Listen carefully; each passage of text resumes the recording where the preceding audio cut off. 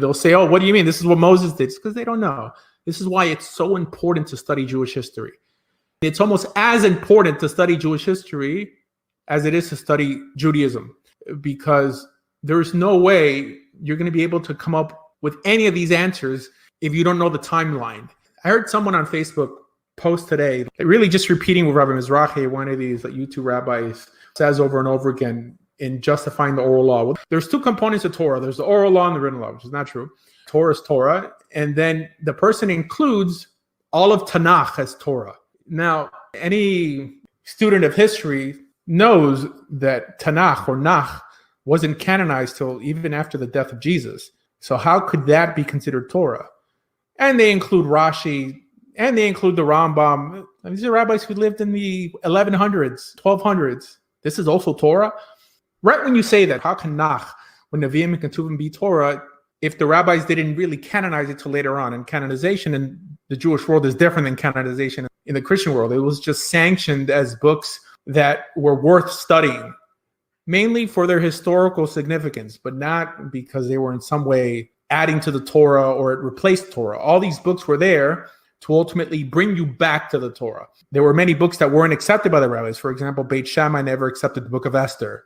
They almost didn't accept the book of Ezekiel, Ecclesiastes, Song of Solomon, until Rabbi Akiva stood up and made an argument for him. Song of Solomon sounds almost like a little soft porn. And he's like, no, this is God and the Jewish people. This is Rabbi Akiva's argument. And it received the stamp of approval towards the end. But nowadays, the way it's elevated, people quote, I've seen Christians drive out spirits, evil spirits, quoting the book of Isaiah. Now, this is just a historical book. Now, the Torah never told us to write any books. Now, the Torah clearly looked different in the time of Moses than today. There was no book of Genesis. It just contained the law. There was no narrative, right? Now, logic just tells you that. But nowadays, there's such confusion. There's people, I don't know what's the point of Rabbi Tovia Singer devoting his career to explaining the books of the prophets. Nobody knows what the books of the prophets mean. Nobody knows. This is why every commentator says something different. We're not supposed to be trying to explain or justify these books. We're supposed to be focusing on Torah.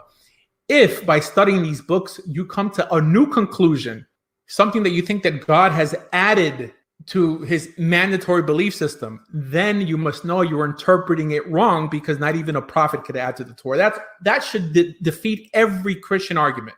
So then what's the point of, no, this is what it means. Isaiah 53 is talking about Israel. I don't believe he's talking about Israel, by the way. I don't believe he's talking about JC either. But there are no definitive answers. There's no consensus on what the prophets are saying. But that they're bringing that generation, the generation that lived during the life of that prophet, back to Torah. That's all we know that they were doing. And their words were not meant to be used like some almanac that every year people think that it's the end of the world because it's written in this book. Now, the notion of Tanakh was invented by the Catholic Church. Jews never had a book that had Torah, Nevi'im, and Ketuvim. They had a bunch of different scrolls, and they would never combine any scroll with the 5 books of Moses. Now, Halakha teaches that you can't even have separate scrolls with the 5 books of Moses. It's always one scroll. And if you have them in a shelf, the Torah always has to be on top of all the other books, because there's always a distinction made. It was the Catholic Church who combined all these books into their Holy Bible, and then Jews trying to compete with the Catholic Church without the New Testament and the apocryphal writings of the Greeks. This is something that's not taught today, but you would all figure this out if you would study more Jewish history. People nowadays don't study Jewish history. Fanatics do not study history. There's no way you would be a Kabbalist, at least from an authoritative perspective. I have no problem with people studying Kabbalah as long as they know that everything I'm studying is optional to believe. I believe it. It's changed my life. It brings me closer to God. Beautiful. But it's optional to believe. A primitive mind has to feel that if he's studying something, it has to be obligatory. Not just for you to believe it, but for everyone else around you to believe it as well, for you to be in their club. But no, Judaism is a lot more colorful than that, right? We have Torah, and everything else doesn't really matter what you believe, as long as it doesn't directly contradict the Torah commandment. This is why, if you want to believe in the Messiah, as you know, the notion of the Messiah doesn't literally appear in Torah. It's just not there. Foreshadowings, there's foreshadowings all over the place for every religion. Muslims believe that Muhammad is mentioned in Torah. Mormons believe Joseph Smith is mentioned in Torah. These are all foreshadowings, and they'll make great arguments. Look at this. This points to this. And oh, look, JC is the ram. Foreshadowings could only be accepted from a devotional perspective. That means it could be speaking to you, but you can't shun somebody just because they don't see your interpretation or your foreshadowing. This is why I don't push messianics away. I don't give a crap who you think the Messiah is. If you keep Torah, how you behave, God said that he will either bless you or curse you on whether you keep the laws or not keep the laws. That then you'll be part of his treasured people. That's it. If that's his criteria, that's my criteria. Whether you believe the Rebbe is Mashiach or you believe Jesus is Mashiach, it means nothing. It means nothing to a good God, or at least the God that we find in Torah. That's it. All right, next. All right, it looks like we have Nefteri in the room. You want to ask a question or you? I mean, I'm enjoying the conversation, man. Definitely, I do have one because I know Rav Meza. I know you said in one of the things that you don't believe in a lot of these mystical things, like like angels and stuff like that, right? So, how would you interpret in Genesis where Hashem is making the world and he says, let us make man in our image? Because I know, in all these Rashi and other interpretations, they interpret that as he's talking to the host of heaven. So, how would you interpret that verse? It's the Father, Son, the Holy Ghost, man. All the way. I'm kidding. Who knows, man? It's not just there in the book of Isaiah. And when he tells Isaiah, who will I send for us? And he's surrounded by who? By the heavenly hosts. What are the heavenly hosts? Does it say anywhere in Torah that the heavenly hosts are angels? Now, mind you, angels are messengers. Where does it say that he sends his heavenly host to communicate with men? Now, there's a lot of unanswered questions in the Torah. I don't have the hubris that many have to speak from an authoritative perspective on what the Torah says when it doesn't say anything. It doesn't say, who knows? Keruvim aren't angels. Now, it does say Ophanim in Sefer Yehezkel, but that technically just means wheels. Mystical Judaism says that means angels. I just don't see it in the 5 books of Moses as a required belief. That's literal. The notion of malachim, a malach, just means messenger. When Yosef sent malachim to Esav, that Rashi says malachim mamash, that it's actual angels. I mean, come on, guy. It says messengers, right? The narrative doesn't make any sense that he just sent an army of angels. It's because people have a lot of preconceived notions. But I don't think that makes or breaks our religion at all. Now, with the notion of singing Shalom Aleichem before Shabbos is basically praying to angels that they should guide you, or walk with you from the synagogue to the synagogue. All these concepts are optional beliefs, but it seems like we did a lot with a little. And nowadays, if you make that statement, and even the Rambam believed in angels. The Rambam didn't believe in demons, though. But to say that you don't believe in demons is almost as controversial as saying that you don't believe in angels either. I mean, the rabbis in the Talmud did believe in demons. If the Torah is not explicit on a metaphysical concept, then why don't you ask me who I think the snake is? It doesn't say. Chazal say that it's the Yetzer Hara, the evil inclination. And I even tied in my interpretation to Genesis chapter 3. I mentioned last time on the show that I think that Genesis chapter 3 is a prophecy to Sinai. That it says during Sinai, the same snake, i.e. our evil inclination, is going to tempt us again and we'll be able to crush its head. But again, nowhere in the Torah does it say it's the evil inclination. Who knows? We shouldn't really give definitive statements of verses in the Torah when they're not clear. I mean, I'll tell you what I think it means, but that regarding who is the us, I don't know. I really don't have an answer. But we shouldn't be scared to say that we don't know when the text is not explicit. It says this. I mean, Chazal make the statement that rabbis should be in the habit of saying that they don't know. Now, not knowing doesn't mean you haven't studied. It just means that you're not pompous enough to get your opinion passed as actual words in the Torah.